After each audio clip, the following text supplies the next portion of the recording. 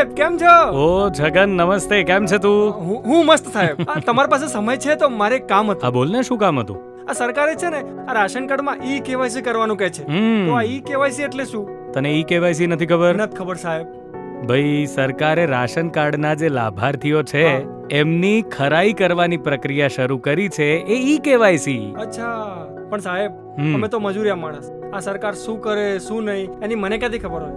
અરે જો Chhagan, e KYC એટલે સરળ ભાષામાં સમજાવું તો આ તારું આધાર કાર્ડ કરાવવા ગયો ત્યારે તારો અંગૂઠો આપ્યો તો. હા, અંગૂઠો આપ્યો તો. પછી ફોટો પણ આપ્યો તો. બરાબર. હવે આ બધું લઈને તે આધાર કાર્ડ લીધું. હા, પણ એનાથી મળતા જે લાભ છે એ છગન જ લઈ રહ્યો છે. એની ખરાઈ કરવાની પ્રક્રિયા છે આ તો. એટલે મારે ઈ કેવાયસી કરાવવું પડશે એમ ને? પણ સાહેબ કેવું તો થાય? મને નથી ખબર, બતાવો ને મને. અરે અહીં ના થાય છગન. તો જો બહુ સરળ છે આ તો. રાશન કાર્ડની કચેરી ખરીને હા હા ત્યાં જજે. તું એકલો ના જતો પાછો, તારા ઘરના બધા સભ્યોને લઈને જજે, એટલે એમનું એ થઈ જાય. એ બધાના આધાર કાર્ડ, બરાબર. તમારું આ રાશન કાર્ડ, આ બધું લઈને જજે, એટલે ત્યાં તને ઈ કેવાયસી કરી આપશે. પણ સાહેબ આ રાશન કાર્ડની કચેરીએ જવા માટે મારે રજા મૂકવી પડશે.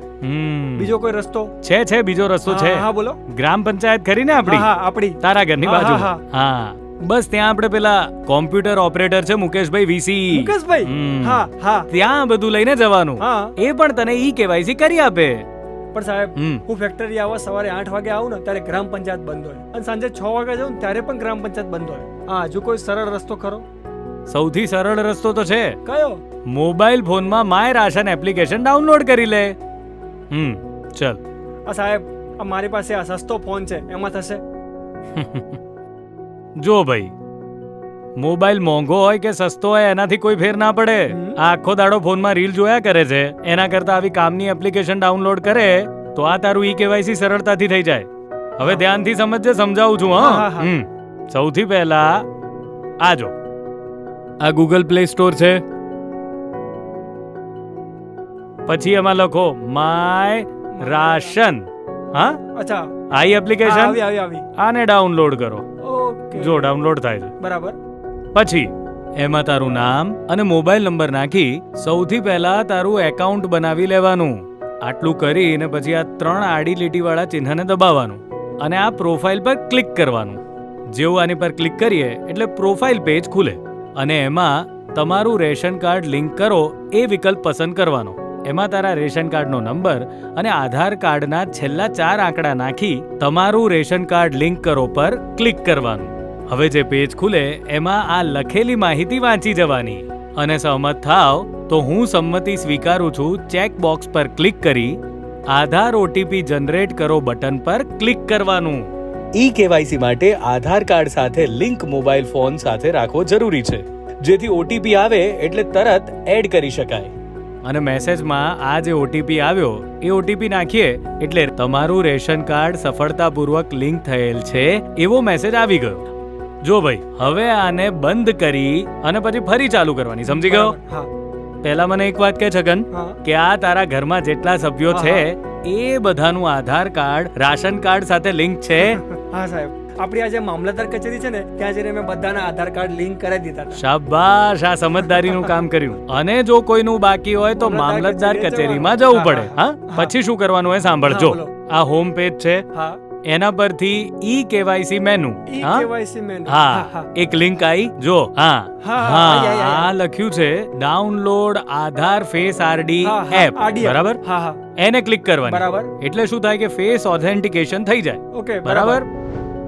હવે આ જે ફેસ ઓથેન્ટિકેશન માટેની સૂચનાઓ આપેલી છે ને એ વાંચી ચેક બોક્સ પસંદ કરી કાર્ડની વિગતો મેળવો બટન પર ક્લિક કરવાનું. રેશન કાર્ડ નંબર એકવાર ચકાસી લેવાનો કે આપણો જ છે ને, અને સ્ક્રીન પર દેખાતો આ કોડ દાખલ કરી કાર્ડના સભ્યોની વિગતો મેળવો બટન પર ક્લિક કરવાનું. આધાર ઈ કેવાયસી માટે સભ્ય પસંદ કરો બટન પર ક્લિક કરી તારે જે સભ્યની ઈ કેવાયસીની વિગત કરવાની હોય તેનું નામ પસંદ કરવાનું અને આ સભ્યમાં આધાર ઈ કેવાયસી કરો બટન પર ક્લિક કરવાનું. હવે આ સંમતિ વાંચીને સહમત થાવ એટલે હું સંમતિ સ્વીકારું છું ચેક બોક્સ પર ક્લિક કરી ઓટીપી જનરેટ કરો બટન પર ક્લિક કરવાનું. જે ઓટીપી આવ્યો એ હવે નાખવાનો. તારા ઘરના બાકીના સભ્યોના આધાર કાર્ડ સાથે જે નંબર લિંક હશે તેમાં ઓટીપી આવશે. ઓટીપી ચકાસો પર ક્લિક કરીશું એટલે આ જે સ્ક્રીન ખુલશે એ તારા મોં સામે રાખવાની.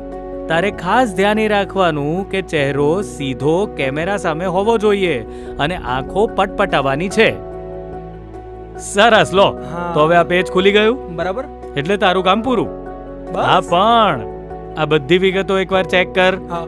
નામ, સરનામું બધું બરાબર બરાબર છે, બરાબર છે. સમજી ગયો હા, તું? હા, હે? અને પછી હવે જો મંજૂરી માટે મોકલી આપો આ બટન દેખાય હા, છે, છે. એની પર ક્લિક કરી દો એટલે આ બધી વિગતો સીધી પુરવઠા કચેરીમાં જમા થઈ ગઈ.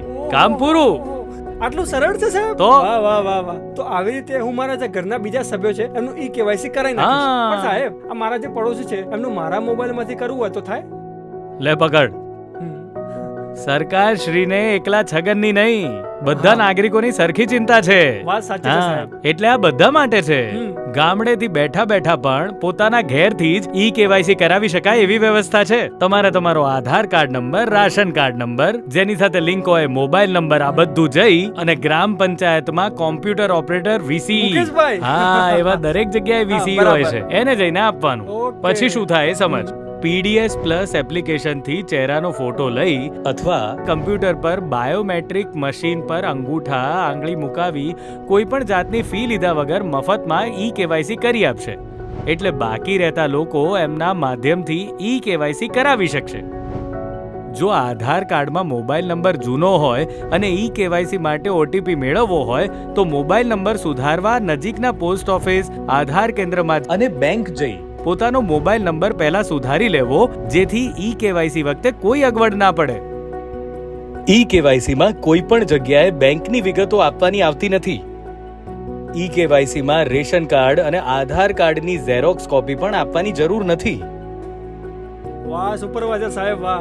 આ તમે શીખવાડ્યું એમાં મારું ઈ કેવાયસી કમ્પ્લીટ થઈ ગયું સાહેબ.